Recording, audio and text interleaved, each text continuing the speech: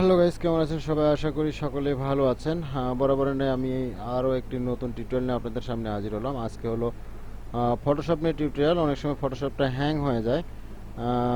আজকে আমি দেখাবো ফটোশপ সিএস 8 ভার্সনটা যদি হ্যাং হয়ে যায় তাহলে কি করবেন। আমি একটু দেখাই আপনাদেরকে কেমনভাবে হ্যাং হচ্ছে। আর এই ফটোশপ সিএস এটা এখন এই অবস্থাতেই থাকবে। এটা আর ওপেন হবে না, ওপেন হওয়ার সম্ভব নয়। এটা এখন উইন্ডোজ দিলে একমাত্র ওপেন হবে। এটা যদি আনইনস্টল করে ইনস্টল করেন তবু এটা ওপেন হবে না। এই ক্ষেত্রে আমরা এটাকে ওপেন করার জন্য কি ব্যবস্থা নিতে পারি এটাই আমরা এখন শিখব। সর্বপ্রথমে কন্ট্রোল প্যানেলে যাব। কন্ট্রোল প্যানেলে যাওয়ার পরে আমাদের ভিউ মোডটাকে চেঞ্জ করে নিয়ে লার্জ আইকন করব। করার পরে এই যে ফাইল এক্সপ্লোর অপশনটা আছে এখানে ডাবল ক্লিক করব। ডাবল ক্লিক করার পরে এই ভিউ মোডে যাব। ভিউ মোডে যাওয়ার পরে এই যে হিডেন ফাইল অ্যান্ড ফোল্ডার, এখানে এসে আমাদের হিডেন ফাইলগুলোকে শো করে দেব, দিয়ে অ্যাপ্লাই ওকে করে দেব। দেওয়ার পরে আমরা যাব এখন সি ড্রাইভে।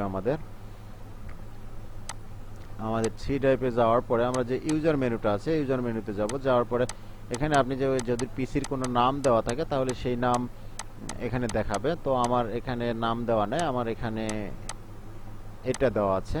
এখানে আসার পরে এই যে অ্যাপ ডাটাটা দেখতে পাচ্ছেন আপনারা, অ্যাপ ডাটা, এই অ্যাপ ডাটাতে ক্লিক করবেন।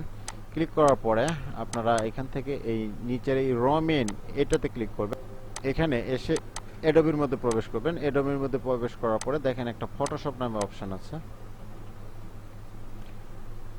এই ফটোশপে ক্লিক করবেন আপনারা। ক্লিক করার পরে আপনার আমার এখানে 3টা ভার্সন ফটোশপ দেওয়া আছে, যার কারণে 3টা ভার্সনে দেখাচ্ছে 2021-22।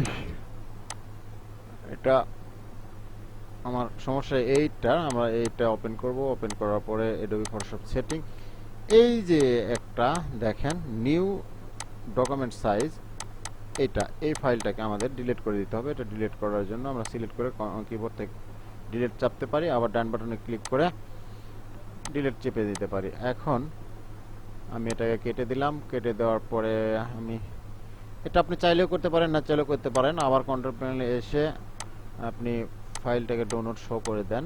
আমি করে দিচ্ছি, আপনি চাইলেও করে দিতে পারেন, না চাইলেও করে দিতে পারেন। আমি কেটে দিচ্ছি। এখন যদি আমি দেখি ফটোশপটা ওপেন করে তাহলে কি ফটোশপটা ওপেন হয় কি না।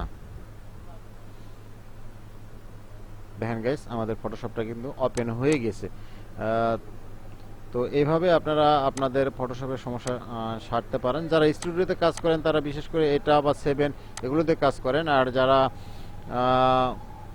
গ্রাফিক্স ডিজাইনের কাজ করেন তারা কিন্তু আপডেটটা ইউজ করেন। আর যারা একমাত্র পিকচারের কাজ অর্থাৎ ছবির কাজগুলো যেগুলো স্টুডিওতে কাজ করেন তারা এই অল ভার্সনগুলো নিয়ে কাজ করেন।